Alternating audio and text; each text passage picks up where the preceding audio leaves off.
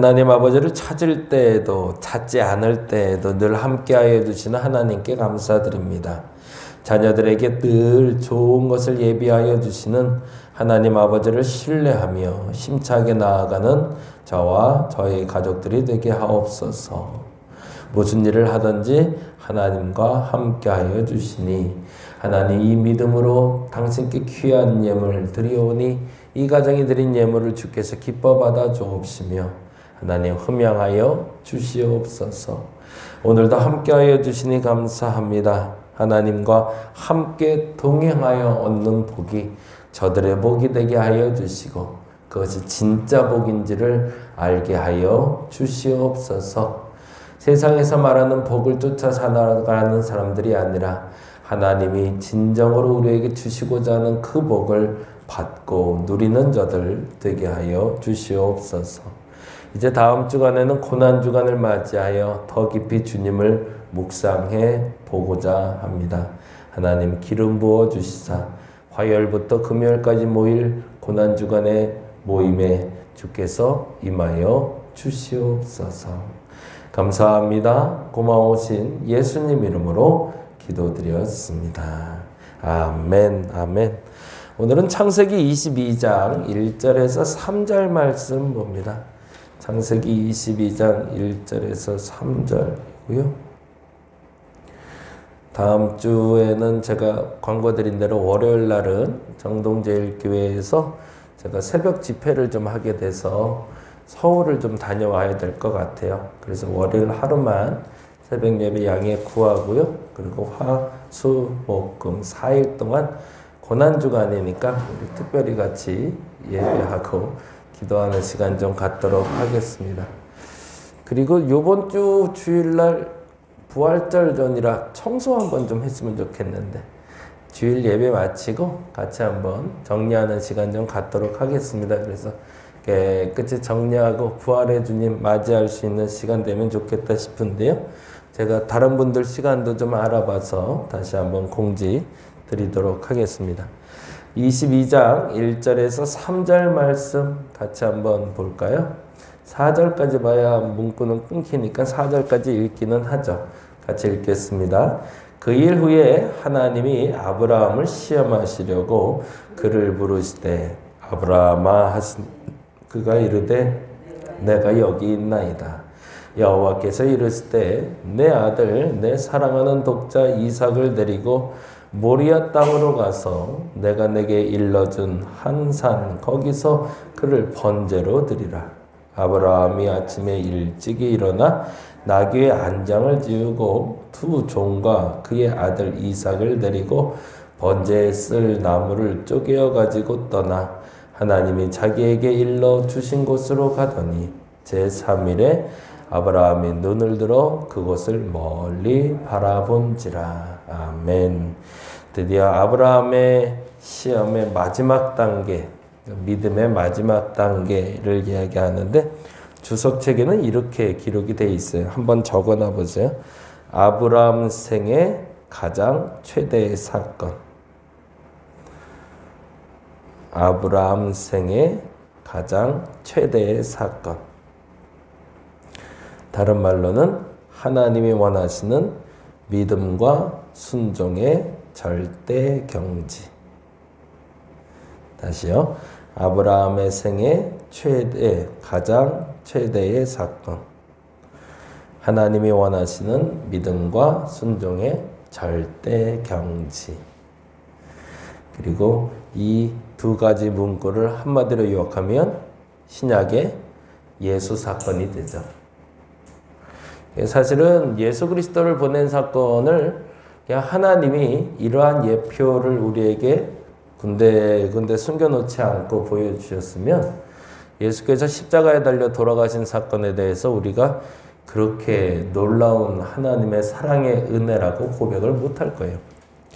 내 자식을 내가 번제로 드려야 된다는 것을 아버지의 마음을 안다면, 그리고 그 아들의 심정을 안다면, 우리 예수님이 나를 위해서 십자가에 달려 돌아가시게끔 한 그 하나님의 마음을 조금이라도 10분의 1이라도 느낄 수 있지 않을까.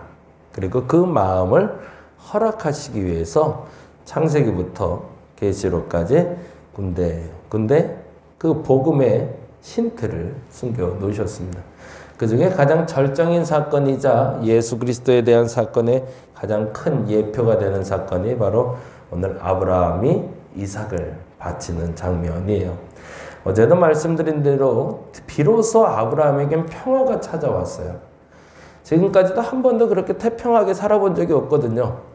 좌충우돌의 역사였습니다. 젊었을 때는 젊은 대로 그냥 모르고 살았다가 오늘날 롯이라는 한 자신의 조카가 들어오면서 집안은 풍지박살 나기 시작했죠.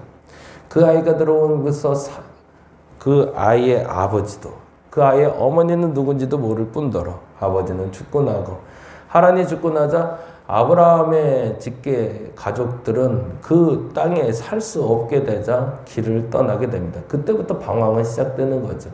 왜 우리는 이 길을 떠나야 되는가라는 질문을 계속 던지면서 가고 있었던 거죠. 근데 분명한 것이 하나가 있었어요. 약속된 땅이 있을 거라는 거죠.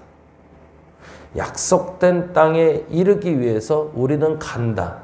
그것이 어찌됐든 그들의 고난과 그들의 환난의 여정에 마지막 종착지라는 기대가 있었기 때문에 아브라함이 한 걸음 한 걸음 갔던 거죠. 그런데 거기서 소급해서 하나님이 또 하나의 힌트를 주십니다. 약속된 땅을 얻기 위해서는 약속된 자녀가 허락될 것이다라는 거죠. 그것이 아브라함이 처음부터 끝까지 붙잡았던 믿음의 힌트였습니다. 그래서 그 아들을 낳기 위한 과정 중에 그의 믿음이 점점 더 시험을 겪게 되고 연단의 과정을 통해서 그 결과를 낳게 되는 게 사실은 아브라함 사건입니다. 지난번에도 계속 말씀드렸지만 우리의 신앙생활에 하나님이 하라라고 순종을 요청하시며 우리의 믿음을 최선의 경지로 올리기까지 계단을 만드는 장면을 좀 봤어요. 근데 그 힌트가 되는 단어는 생각보다 의외로 그렇게 어려운 단어들이 아니더라는 거예요. 하나님이 나를 처음 만나고 나서 내게 사명을 주셨다라고 얘기했는데 사람들은 그 사명을 어마어마한 걸로 자꾸 착각을 해요. 물론 내 생의 마지막 최고의 사명은 그 어마어마하고 위대한 걸 이루기를 원하시겠죠. 그런데 그 사명을 이루기 위해서 하나님이 주시는 첫 번째 힌트는 생각 외로 그렇게 어려운 게 아니더라는 거예요. 아브라함에게 있어서는 아주 단순한 주제로, 과제로 던져졌습니다. 아이를 낳으라는 거예요. 내게는 뭘까? 내가 하나님을 만나고 나서 첫 번째 하나님이 내게 그 사명에 이르는 길에 이를 수 있는 힌트의 단어는 뭘까? 가족을 사랑해라. 내 남편 사랑해줘라. 내 아내를 사랑해라. 혹은 내 자녀를 사랑으로 키워라 등등의 아주 단순한 힌트 단어들을 우리에게 주시더라는 거죠. 그러면 그때 우리가 해야 될 일은 그 힌트의 단어를 붙잡고 기도하며 그렇게 살아내는 거죠. 근데 만일에 고작 하나님 이거 하라고 나 부르셨어요? 내가 이거 못할까봐? 라고 말하면서도 그 일을 하지 못하는 자에겐 더 한 걸음 올라갈 수 있는 그 계단은 오를 수 없을 뿐더러 더 이상 하나님이 주시는 복은 누릴 수가 없는 거죠. 그래서 이쯤에서 우리가 다시 한번 점검해야 되는 건 예수께서 나를 찾아오셔서 나를 만나 주셨을 때, 더 정확히는 조금 더 쉬운 말로는 내가 교회에 첫 발을 내딛었을 때 왜 나는 이 예배당에 들어오게 되었는가를 먼저 질문해 보시면 좋을 것 같아요. 너무 어려워서, 너무 힘들어서, 도피로, 아니면 절망 가운데, 아니면 누군가가 말하는 것처럼 기복적인 신앙 때문에 다 상관없습니다. 그러나 그것이 힌트 조건에 대해서 여러분의 신앙을 성장시키기 위한 단어로 분명히 주셨다는 거죠. 근데 다시 한번 생각해 보면 나는 그때 그 첫 번째 하나님이 나를 예배당으로 초청하셨을 때의 그 단어, 그 마음, 그것만을 지금 지니고 있는가를 점검해 봐야 되는 거죠. 만약에 그 마음으로 지금도 계속 살고 있다면 그때부터 지금까지 한결같이 나는 믿음이 변하지 않았고 그것이 좋게 여겨질 수는 있지만 신앙의 성숙은 이루지 않았다는 거죠. 근데 반면에 그때 초기에는 기복적이 상관없고 절망도 상관없고 억울해서도 상관없고 도망이라도 상관없고 그렇게 들어왔던 그 예배당에서의 그 첫발이 점점점 활성화되고 발전해서 좀 더 나은 신앙으로 성장해 있다면 그것이 하나님이 기뻐하는 신앙의 모습이다라는 겁니다. 우리 다림목교회에서도 신앙생활도 여러분도 한번 생각을 해보시면 좋겠어요.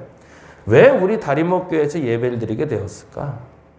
왜 기도의 자리를 집이 가까워서 아니면 목사를 알아서 뭐 다양한 이유들이 있었을 것 같아요.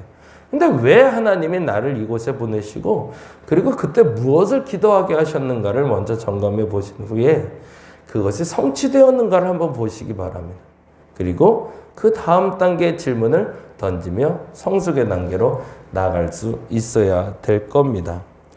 아브라함은 오늘 믿음의 자리에서 믿음의 조상의 지위를 영구히 얻게 됩니다. 이제는 더 이상 아브라함에겐 시험이 없어요. 그만큼 절대절명의 시험이 그에게 주어졌다는 거죠. 그 시험은 다음과 같습니다. 같이 읽어보죠. 1절 봅니다. 그 일 후에, 거기다 동그라미 해놓을게요. 그 일 후에라는 건 뭘까요? 이제야 비로소 평안이 찾아온 그때에 하나님이 그 평안을 흔들어 버리셨다는 거예요. 아, 나 이제 좀 기도 좀 했더니 야, 이제 좀 살만하네. 아, 이제 하나님 좀 함께 하시는 것 같네. 아우, 이제는 고개 좀 펴고 살아야겠다. 아, 이제는 좀 걱정 좀 없이 살아야겠다. 라고 생각할 그때에 라는 뜻이에요. 그러나 얼마나 억울해요. 하나님, 이제 내 나이가 100입니다. 이제 100살이 한참 넘어 이제 110살을 넘어가고 있는데 이제 좀 쉬죠. 라고 말할 수도 있을 때에 이제까지 고생했으니 하나님이 나에게 낙을 주시는구나 라고 말할 그때에 라는 뜻이에요. 그때에 이렇게 얘기합니다. 같이 읽어봅니다. 하나님이 아브라함을 시험하시려고 그를 부르시되 아브라함아 하시니 그가 이르되 내가 여기 있나이다. 거기다 줄쳐놓을게요. 아브라함아 하시니 그가 이르되 내가 여기 있나이다. 이렇게 부르실 때에 이렇게 응답할 수 있는 여러분 되었으면 좋겠습니다. 얼마나 멋있어요? 나이 100세가 넘어서도요. 하나님에 대한 총기가 흐려지지 않았더라는 거예요. 나이가 들면 자꾸 까먹잖아요. 나이가 들면 반응이 좀 느려지잖아요. 근데 하나님에 대한 반응하기가 하나님에 대한 총기가 아브라함은 변함없더라는 거예요. 아, 그리고 여기서 정말 중요한 질문과 답을 찾아요. 아담이 죄를 지었을 때 하나님이 뭐라고 물으시죠? 아담아, 내가 어디 있느냐라고 물으시죠. 그때 아담이 자신이 두려워 숨었나이라고 표현하죠. 근데 반면에 지금 아브라함은 뭐라고 얘기하죠? 아브라함아 부르시니 내가 여기 있대요. 여러분의 이 당당함이 있었으면 좋겠습니다. 홍소가 너 어딨냐? 아, 하나님 저 여기 있죠. 라고 얘기해야 되는데 하나님 나는 내가 지은 죄가 두려워 숨었나이다. 이러면 문제가 되는 거죠. 아브라함은 이제는 그 경지는 넘어선 단계였던 거죠. 내가 어딨냐? 하나님 저 여기 있는데요. 이 물음에 이렇게 답할 수 있다면 여러분은 지금도 하나님과 함께하는 분들이고 그 평안을 유지하는 분들이 있습니다. 근데 나는 지금 어떻게 대답하고 있는가? 한번 자문해 보시기 바랍니다. 그런데 문제는 2절이죠. 같이 한번 읽어보겠습니다. 2절 같이 한번 읽습니다. 여호와께서 이르시되 내 아들, 내 사랑하는 독자 이삭을 드리고 거기다가 줄쳐 넣었죠. 제가 지난주부터 계속 말씀드리는 게 명칭, 하나님이 지금 무엇이라 부르는가에 집중하자고 그랬어요. 하갈을 얘기할 때 여종, 그러면 여종인 겁니다. 그 아들, 넷시, 그러면은 아브라함의 아들인 거예요. 근데 지금 이삭을 지칭할 때 뭐라 하시는지 보세요. 내 아들이래요. 네 거야, 네 거라는 거예요. 그리고 다시 한번 얘기합니다. 그냥 네 아들이 아니라 뭐래요? 내 사랑하는 독자 이삭이라고 돼 있어요. 그냥 이삭 부르는 게 아니라 여호와께서 이르실 때 이삭을 데리고 모리아 땅에 가서 내게 일러준 데서 번제를 드리라가 아니라 여호와께서 이르실 때 내 아들, 특별히 내가 사랑하는 아들, 특별히 내가 사랑하는 독자 이삭을 데리고 와라라는 거죠. 그거는 아브라함의 마음이 그렇다는 거죠. 아브라함에게 있어서는 유일한 아들. 왜 유일한 아들이에요? 롯도 있었고 양자로 삼을 종도 있었고 이스마엘도 있었는데, 근데 지금으로선 아브라함에겐 유일무이한 독자라 여겨진 이삭. 이스마엘도 버렸는데 그거 뭐 어려워? 롯도 버렸는데 뭐가 그게 어려워? 그거하고는 개념이 다른 거죠. 그동안에 롯이나 이스마엘을 내쫓고 버려지고 그 순간과는 좀 개념이 달라진 것이, 이 이삭만큼은 하나님이 약속한 자녀라 여겼고 내 온 마음과 정성을 다 드린 아들이거든요. 그런데 어떻게 하라는 거죠? 모리아 땅으로 가서 내가 내게 일러준 한 산, 거기서 그를 번제로 드리라고 합니다. 이 부분이 문제가 되는 게 있어요. 첫째는 적어놔 보세요. 첫째는 이유가 없다는 거예요. 도대체 왜 드리라는 거예요? 이렇게 물을 수 있지 않아요? 도대체 뭐 하자는 거예요, 하나님? 두 번째는 아무리 생각해도 하나님의 성품과 지금까지 내가 만났던 하나님과는 전혀 다른 분 같은 거예요. 그렇죠? 도덕적이지가 않잖아요. 인간적이지가 않잖아요. 사랑이 하나도 없어 보이잖아요. 그죠? 마지막 세 번째, 너무 중요한 게 아브라함에게는 고민이 되는 질문이었던 겁니다. 약속이 틀렸어요. 이삭을 통해서 하나님이 영원한 땅, 약속의 땅 주신다고 해놓고서 이삭을 번제로 드리라는 게 말이 돼요? 도저히 납득할 수 없는 세 가지가 있어요. 첫째는 이유가 없다는 거고요. 둘째는 하나님의 성품과는 괴리가 느껴진다는 거고요. 마지막 세 번째는 하나님의 약속이 파기되는 것처럼 여겨지더라는 거죠. 그런데 아브라함은 어떻게 하더라? 그때 3절에 이렇게 돼 있죠. 3절 읽어볼까요? 3절, 아브라함이 아침에 일찍이 일어나. 거기다 줄쳐넣을게요. 오늘은 세 가지 부분에 집중하며 봅니다. 첫째는 하나님이 부르실 때 1절 어떻게 대답하자? 내가 여기 있나이다. 둘째, 하나님이 내 사랑하는 독자 이삭을 데려오라 할 때 그럴 수 있는가? 마지막 세 번째, 아침에 일찍이 일어나. 절대 순종, 저거에 넣으시면 좋을 것 같아요. 절대 순종. 여기서 말하는 절대 순종은 이유도 모르고 하나님의 성품과도 다르고 약속이 파기되는 것 같아도라고 전제가 됩니다. 정말 감사하셔도 될 건 이러한 시험은 아무나에게 주는 건 아니라는 거예요. 아브라함이니까 받을 수 있는 시험이고 아브라함이니까 수용하는 순종입니다. 이유도 모르고 하나님과 성품도 전혀 겹치지 않고 그리고 약속이 파기되는 것 같아도 순종할 수 있는가를 묻고 있는 거죠. 감사한 건 앞서 말씀드린 대로 우리에게는 이렇게 묻지는 않으실 겁니다. 근데 만일에 여러분의 신앙이 그 경지에 이르렀다면 이 마지막 경지, 앞서 말씀드린 대로 믿음과 순종의 절대 경지에 이 시험이 여러분께 도달할 겁니다. 만일에 그 시험을 치르고 계시는 분이 있다면 여러분 기뻐하시기 바랍니다. 그 시험을 통과하시면 더 이상의 어떠한 믿음의 시험은 없을 겁니다. 근데 그럼에도 이러한 시험을 맞이하고 있는 아브라함을 통해서 내게 닥쳐오는 믿음의 연단의 시험은 무엇인지를 점검하고 오늘 그 시험에 하나님이 원하시는 그 경지에 이를 수 있는 저와 여러분 되시길 간절히 바랍니다. 기도하겠습니다. 믿음의 경지를 점검해 봅니다. 나는 아브라함과 같은 믿음의 사람은 아닙니다. 그럼에도 불구하고 내게 닥쳐오는 시험에 대해서 이유를 모를 때가 있고 하나님의 성품과는 일치하지 않을 때가 있고 하나님의 약속이 파기되는 것처럼 여겨질 때가 있습니다. 그럴 때 나는 어떻게 반응해야 될까? 하나님, 작은 시험에도 아브라함이 일찍이 일어나 움직였던 것처럼 그러한 절대 순종의 마음을 내게 허락하여 주시사 나의 믿음도 성장을 이루게 하여 주시옵소서. 감사합니다. 고마우신 예수님 이름으로 기도드렸습니다. 다 같이 기도하고 돌아가겠습니다.